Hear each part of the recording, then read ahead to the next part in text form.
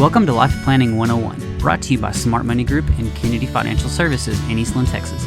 Tune in every week as we share important information to help you and your family live life on purpose. Insurance, investments, legacy and tax planning, and much more. All covered now on Life Planning 101. Good morning and welcome into Life Planning 101. My name is Angela Robinson with Kennedy Financial Services here in the great town of Eastland, Texas. And so glad to have everyone joining in this morning. You know, our goal every week is just to really bring things that everybody needs to be talking about. And I say everybody needs to be talking about, successful families definitely need to be talking about. And today is no exception because we're going to be talking about estate planning, kind of. Because really, estate planning can be just a set of documents and be there just to tidy up things, and maybe that set of documents works for your family. Maybe that set of documents doesn't work for your family. Estate planning is also associated with how do I pass money on to my heirs, and how do I not pay taxes?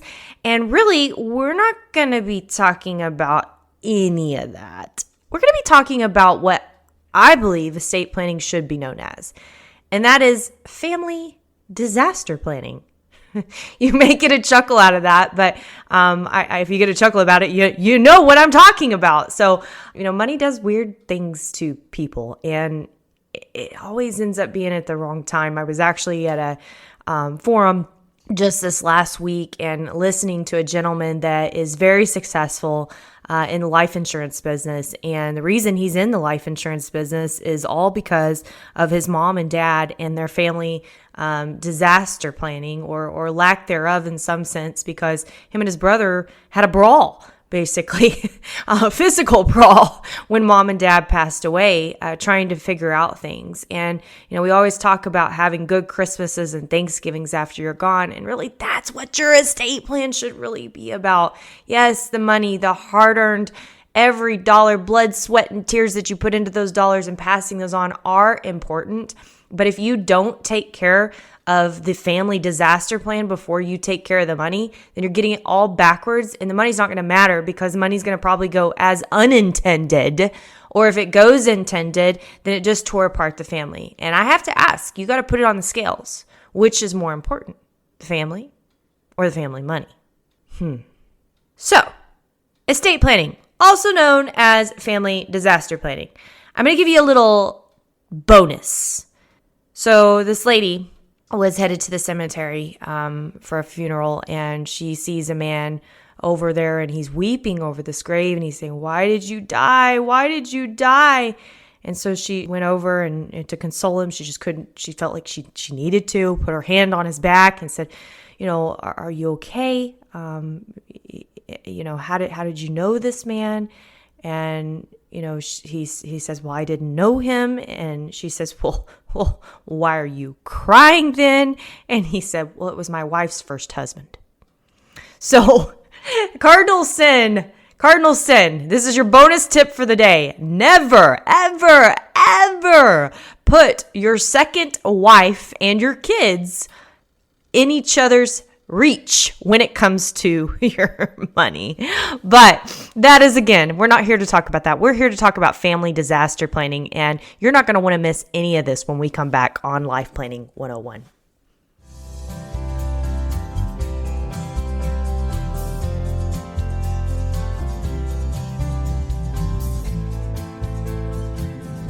So, families, mom, dad, matriarch, patriarch, I got something for you. Did you know that you have great power over the destiny of your family? Truth be told, you have an opportunity to save your family or destroy it. Boom! Yeah, I'm aware. That hit you right between the eyes. In fact, I really was hoping it would. I was hoping it would because maybe I could get your attention on how important this is. The reality is most of us, when it comes to our estate planning, we make so many excuses, all the excuses in the world on why not to do our estate plan right now. We procrastinate the tar out of it. Or maybe we don't. Maybe we just throw darts at attorney and say, oh, I got my documents. I don't need anything else. I got it all in place. I got it all done. Or I paid thousands and thousands of dollars on documents. And I bet you probably really don't even know how all that's set up or what's supposed to be happening when that happens. But neither of those situations, not doing it or just doing the docs, is a family disaster plan. We know that almost all families have an elephant that lives with them. This elephant is in every room in which there's a family gathering. And elephants live a long time. I actually learned that this last weekend. They live as long as humans do. So they can outlive you. They often outlive you. And so if you're just waiting until you die to have peace, maybe that's not the best legacy you want to leave, is to leave the elephant behind. Take the elephant to heaven with you, right? So even if you think you control that elephant now, and I think a lot of people do. I think a lot of mothers and fathers are being moms and dads. They're being mothers and fathers, and they think they can just control the elephant. They think they can keep it under wraps. But I got a question. What happens when you're dead? What happens to that elephant? I'll never forget sitting by my brother. We were at the back of a room. Dad used to do all these seminars through the colleges, and he'd go in. It was like a 4-night deal on how to retire successfully and stay retired successfully. And we were sitting at the back of the room, and one of them, and both of us. And he stated, and he always states this, but he stated, all of us have dysfunctional children. And of course, he paused. He gets a kick out of himself, right? Knowing we're in the back of the room. And you can imagine the entire room turns its gaze and looks at the two of us, right? So, but then he continues. He says, all of us have dysfunctional children. It's just a matter of how dysfunctional and in what ways each one is. In fact, we all have dysfunctions. And yes, we can laugh at that story, but these sentences are very powerful because if you really stop to think about it, it kind of gives us permission, doesn't it? It gives us permission to say, oh, I am normal. Our family is normal. I think they make signs about this, but you know, it is truth. There is always dysfunctions in a family, and it's just a matter in what way and how. I was visiting with a couple just this week. Both of their kids are financially savvy, not worried about them inheriting anything, but one of their children, their spouse is not well and could probably end up needing some type of long-term health care. And if so, they don't have any kind of insurances or backup plan to pay for that. So had this child just inherited that wealth right out, guess what happens is that's all subject to spin down before they could get any kind of government benefits. And so you know, we look at that and we say, oh, never thought of things in that light. And that's the things that we need to bring to light. Because if we are not telling ourselves the truth, whether it be that or whether it be a kid that is dysfunctional with money, maybe it's a kid that's having a hard time with drugs, maybe your children just don't speak, whatever those stories are, the truth will set you free. Well, that's biblical, but yes, progress can only begin when that truth lens is in full focus, not partial focus. And so I think by this statement, you know, all of us have dysfunctions in our family. Really, really use that as permission to be honest with yourself. It's too easy to sugarcoat reality, simply ignore it. But the secret is, everyone's the same, just the same in different ways. So it doesn't go away when you sugarcoat it or ignore it. In fact, that's where more stories are made. I mean, if you want to end up on Life Planning 101 as a story, just continue to ignore it. or, you know, maybe you're just thinking at the end of the day, I'll transfer that responsibility to the next generation and they can take care of it, right? And I think some people kind of hit a wall and they say, well, how do I do that? They just throw their hands up because they think that they can't do anything.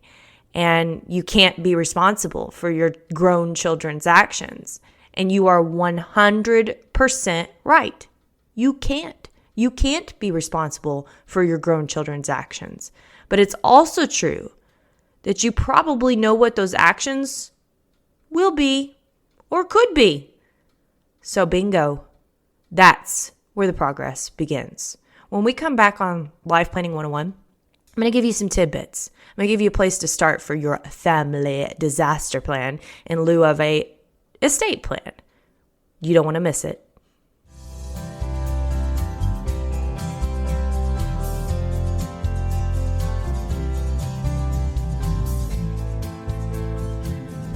Welcome back to Life Planning 101. My name is Angela Kennedy Robinson, and if you're not signed up for our newsletters, I highly recommend you do it. We actually coined those newsletters ourselves. Usually it's a spinoff from what the podcast is and has very good information, and usually like a next step action tool to help you get on your way of whatever motivated you to get your life working in the way of living life on purpose rather than by default.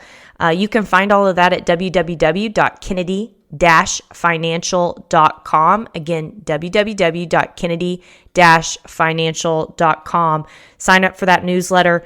Join our podcast full time. Go to our learning center. Thousands and thousands of good pieces of information, articles, tools, calculators. It's just amazing. So you don't want to miss that. But we are not talking about Life Planning 101 today. We are talking about you. We are talking about your family's success after you're gone. The question is, do you want to have good Christmases and Thanksgivings after you leave this earth? And it reminds me of old Joe. He told his spouse that was from a second marriage and his kids that here's what I want done. I'm going to give $1 million to each of you, and then I want you to put $2 million in my grave. And if you don't put the $2 million in my grave, none of you are going to get your $1 million. So here's the day, the funeral, and the wife at the end of it, she bends down and she puts a nice little box in the grave per what was the wishes of the will. And after the service was over, a good friend of hers came up to her. She's like, I cannot believe you did that. I cannot believe that you actually put that money in that grave. And she goes, well, it's whether or not he actually cashes the check. Right? But don't we all wish we could have just a good time when it comes to estate planning? It's not the reality, because sometimes we got to go through those elephants in the room and we got to get them out on the table and we got to look at them with a clear lens to start with the progress that needs to be made. And, I think when we ignore things like that, ignoring those elephants in the room, ignoring those dysfunctions that are in the family, it's kind of like ignoring weeds in your garden. It's going to eventually get out of control. And yeah, you can't control your children. We talked about that in the last segment. You shouldn't control your children. However, if you do it right, your estate plan can be your garden keeper. It can actually aid and embed what you really want to transfer. I don't know, many moons ago, we actually had a gentleman by the name of Frank Mullins on the show, and he gave us this little pie chart of the things that he calls it the capital that we get to transfer. And it was things like your intellectual capital, your wisdom, your faith, your family stories, the values that you have, and of course, your money. And if you were to, the question is if you were to have to not transfer any one of those things, which one would it be? And I'm going to bet that it's the money. In fact, I haven't seen anybody that it's not the money, because where I think we get estate planning so wrong is that we focus on the money. We focus on who gets what, how, when, and where, right? And we don't focus on the transfer of those family stories. In fact, this is a proven effect that I wish I should have pulled this up. But you actually have your family's generational wealth will continue on better if they know the family story. This is true. There's 3 components to it. That was one. I think the other was like financial literacy is another one. And this is it. And to have a family vision. Wow. How much time do we spend on that? Your stories, values, wisdom, intellectual capital. and not least of all, your faith. Newsflash, money won't save your family. It won't. Seen it time and time again. Wealth transferred from one generation to the next. No family disaster planning in place. And guess what? Family doesn't talk. Money won't save your family. Now, it can help. Don't get me wrong. One brother's in the business, the other brother's not in the business. How do you make things fair, but doesn't mean always equal? Equal doesn't always mean fair. How do you do all that, right? So money can certainly help in those situations, but not without everything else. If you remember, I shared a story not long ago about a lady that her father had passed, and it was her and her brother. And she was a very successful, she'd been on Wall Street for many, many years, had done very, very well. Her brother basically never got out of the basement, if you know what I mean. And so her dad, he was successful. He had a few $1 million to leave behind him. He left it all in a trust for the son. No letter, no conversation, no nothing to the daughter. He loved his daughter very, very, very much. He was very proud of his daughter. He knew she would never need a dime. But what did that tell her when he did that? What did that action actually do? Money won't save your family. Love will. Now, it may end up being hard love. In fact, I think we need to write a book on how to say no. That's hard to do, but it's love nonetheless, right? Love doesn't always have to be hard love. Love can be built around something else. And this question is simple. Do you want your family to carry on with the good Thanksgivings that you have? Maybe it's the good Christmases, whatever it is, that family togetherness. Do you want it to be better when you leave this place? Or do you want to make it worse? Because I'll again go back to that punchline I gave you as we started out today. You have the opportunity to save your family or destroy it. Now, a lot of people say to me, well, they can just handle it. They pass it on to the next generation. I want to ask you something. Did you get a letter from your child saying, I want to be born?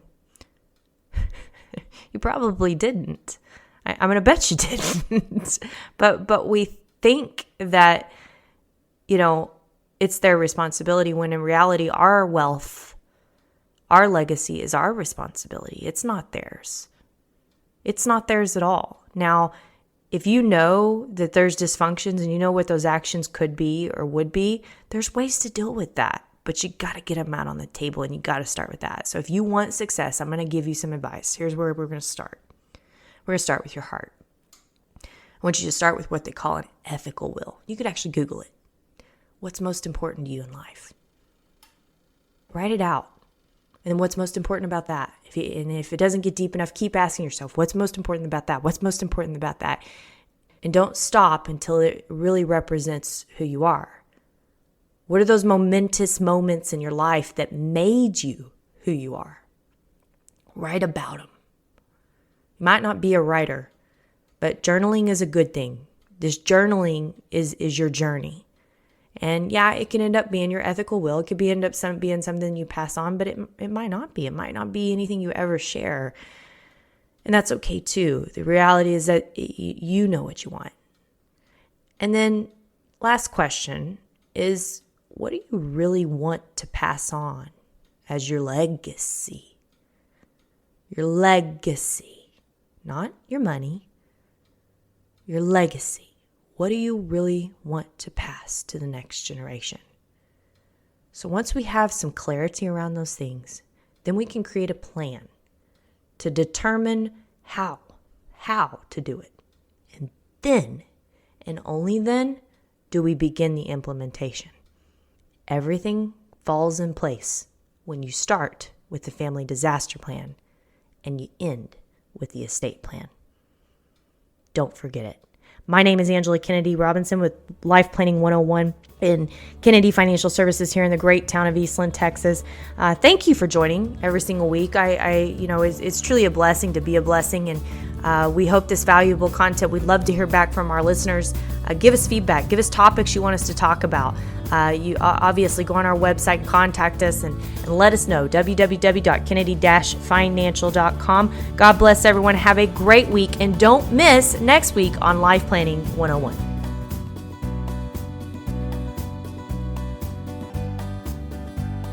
Thank you for joining us for Life Planning 101, brought to you by Smart Money Group and Kennedy Financial Services. If you have questions, you can email them to lifeplanning@kennedy-financial.com. Don't forget to learn how our sister company can assist you with all of your tax and consulting needs. You can find out more at briscoeandassociates.com.